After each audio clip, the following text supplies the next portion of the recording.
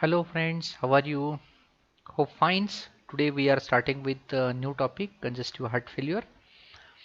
This topic we will deal in three parts. Here is the part 1.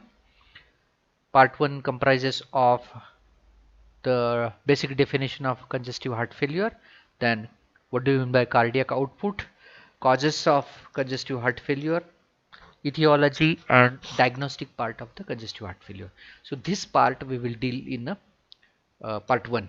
Second part we will go for the normal heart. What do you mean by normal heart? Then we will go for the congestive heart means what, left ventricular failure, right ventricular failure, and what are the treatment strategies for the congestive heart failure.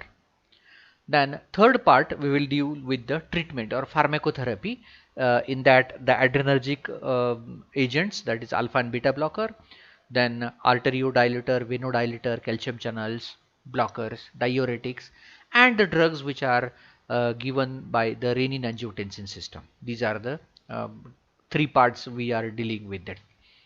Then the learning outcome, these the learning outcomes are the for entirely the three topics are there. These are all for three topics, not for this video like that way. So on completion of these sessions, learners will be able to define the congestive heart failure means what, describe the causes of congestive heart failure, what are the various causes of the congestive heart failure, discuss about the pathophysiology and diagnosis about the congestive heart failure. Pathophysiology means what and congestive heart failure means what. You can predict the pharmacotherapy of the congestive heart failure, and he can that learner can explain the mechanism behind the congestive heart failure. So after looking all these three videos, you will be able to do all these things. So first of all, we will define what is the congestive heart failure. The name itself is explaining it. Congestive heart failure. There is a congestion, and due to that congestion, heart fails. What for heart fails? Heart fails for its doing its normal function. What is the normal function of the heart? To pump the blood and supply the requirements. And what supply he is giving? He is giving the cardiac output. He is pumping the blood. So heart is working as a pump. So he cannot do that for normal functioning. That is nothing but the failure of his work. So due to congestion, the heart fails to do his normal functioning. And why it has happens? Because there is something abnormality in its structure. So as far as the definition here it is written, the CHF is a complex clinical syndrome, multiple syndrome it is. It is not like a single thing which is happening. It is a combination of too many multiple things which are happening together, resulting in functional and structural abnormalities. There is a function is also disturbed and its structure is also disturbed. To impair, that impairs the ventricular ability, inability of what, ventricles cannot do that, to feel and eject the blood. They cannot feel the blood and they cannot eject the blood. So ventricles cannot able to accept the blood, or they cannot receive the blood, they do not receive the blood, or if they are receiving they cannot be able to supply it. Enables of the heart to deliver enough blood. This will lead to what? Inability of the heart to deliver enough amount of blood to the peripheral tissues to meet the metabolic demand. So to meet the demand of the body, the heart cannot supply enough amount of blood in the peripheral tissue. This is what the congestive heart failure. So heart fail in doing his duties, we will say. So the very first thing which is happen is a reduced cardiac output due to decline myocardial contractility. Myocardium cannot contract sufficiently, and therefore there is a reduction in the cardiac output. Cardiac output has been reduced, and due to this there is a compensatory mechanism which is stimulated, which is called as a Frank-Starling's mechanism. Actually these are the name of a scientist who has discovered one law, Frank and Starling's law. This defines a relation between the length of the myocardial muscle to its contractility and to its cardiac output. Length of cardiac muscle, how it affects the contractility, and how it gives the how it impacts the contractility of the heart and ultimately into the cardiac output.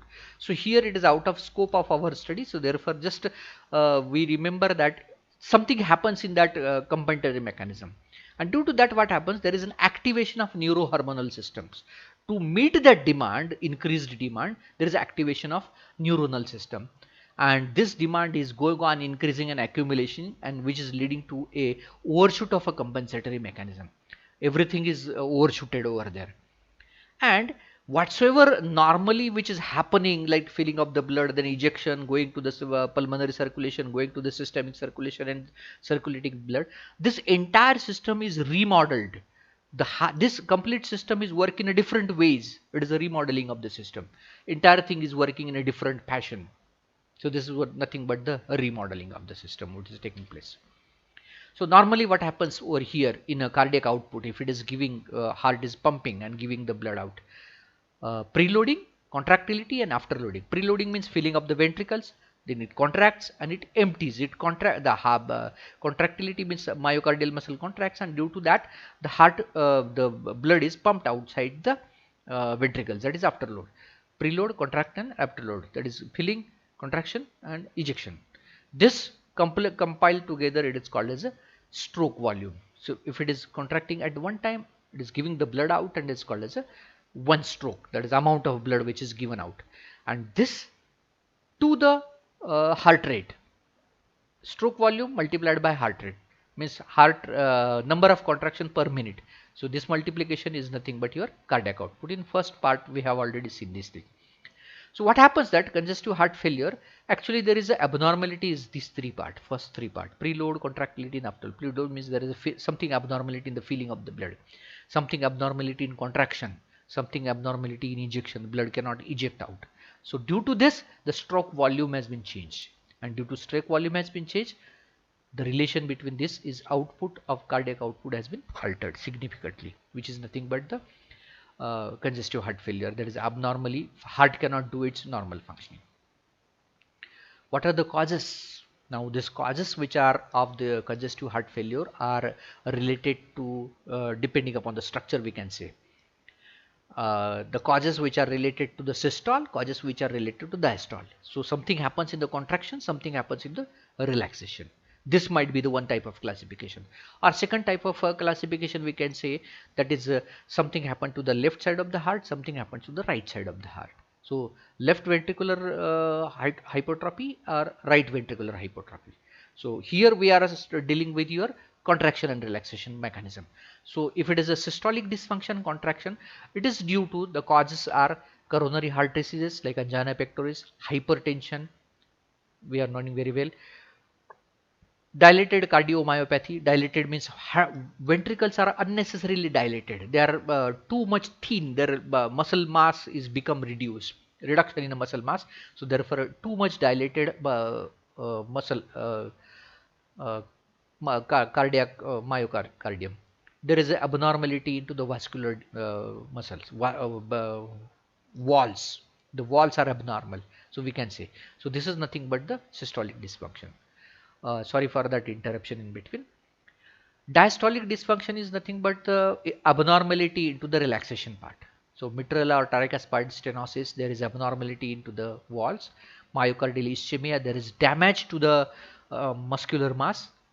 Then pericardial diseases, pericardium are disease, the outermost layer, something abnormality to the related to that, and ventricular hypertrophy. It is a opposite to that, has dilated myocardium. Here what happens that the heart muscle has become too much thick, and due to the thickening of the heart, the ventricular inner volume becomes less. Here the muscle mass become less, so therefore what happens, the heart cannot pump the blood. Here the muscle mass become too much thick, so the volume reduces down. So this is what the causes of it. Now as far as the CHF etiology is concerned, what are the various reasons by which it can occur is that, so first of all, disease related part, so how the parts of the heart are affected first of all, and depending upon that affected heart parts, how it can be. So there can be abnormality in the pericardium, myocardium, endocardium. These are the various layers of the heart we have already seen in the first year B Pharm. Outermost layer myocardial muscle layer, innermost is endocardium. Then there are walls, tricuspid mitral walls, that can be also uh, go for abnormal things. Vasculature means the elasticity of that muscles that has been lost. Something there might be a metabolic abnormalities which are related. So this is the disorder in between this. So there might be a functioning abnormalities. Dysfunctioning takes place. So myocardiomyopathy. Cardiomyopathy means the thickening of the valve, coronary heart disease, angina pectoris, hypertension will get way, or valve abnormalities. We have already seen this as systolic and diastolic. उसके साथ भी ये आया था अपने यहाँ पे. There are other factors other than heart. The other factors are also contributing in it. So specifically which are related to the obesity, then diabetes mellitus. Obesity means ultimately accumulation of excess mass inside your body, which is leading to the giving the load to our body. So this load will ultimately leads to the load on the heart. So heart has to pump a larger surface area within a given myocardial contraction. Diabetes mellitus, which is leading to the thickening, the wall abnormality, the walls of the blood vessel has been changed. Hyperlipidemia, excessive accumulation of fat inside your body. Anemia, where the due to that the oxygen carrying capacity of a blood reduces and blood cannot deliver the enough amount of oxygen. Hyperthyroidism, the metabolic status of your body changes. The beriberi vitamin B1 deficiency, which is ultimately leading to the again abnormalities in metabolic status. Multiple myeloma, carcinoid syndrome, or polycythemia. These are the nothing but the abnormalities like a cancer. Pregnancy is one condition where biological demands has been increased, their hormonal status has been changed, so that can precipitate the congestive heart failure. Excessive sodium intake. So this is ultimately leading to disturbance in electrophysiology. The second lecture we have already seen that. Inappropriate medications. So the patient is stabilized on certain type of medicines, then he is not taking that particular medicine, so inappropriately he is taking, then that can be precipitated in CHF. Lack of physical activity or prolonged physical activity, both. Lack of physical activity means inadequately the physical movements are not at all there, and long out means the excessive stretching of the muscles and all these things happening. So prolonged physical activity, both is leading to the congestive, excessive demand by the body, metabolic demands by the body. Emotional crisis, sudden change in the weather, the person is shifting from one place to the other, excessive water intake, these are also leading to the precipitation of a congestive heart failure. Then the last part of these presentation, that is diagnosis and evaluation, how we can diagnose the whether it is a CHF or not. So patient history and physical examination, these are the two principal parts which gives you the idea about the CHF. Electrocardiogram, the pattern of ECG, it will ultimately lead to the diagnosis. Chest X-ray, this will give you the myopathy type of things, the thickening of the walls of the heart or thinning of the walls of heart, it will give you the complete idea. So this abnormality will be reflected in the blood, so therefore cardiac troponin, complete blood count, serum electrolyte count, blood urea nitrogen, creatinine, liver function test. These are the tests which are, or peptide tests, these are the tests which directly give you the idea about the presence of this disorder.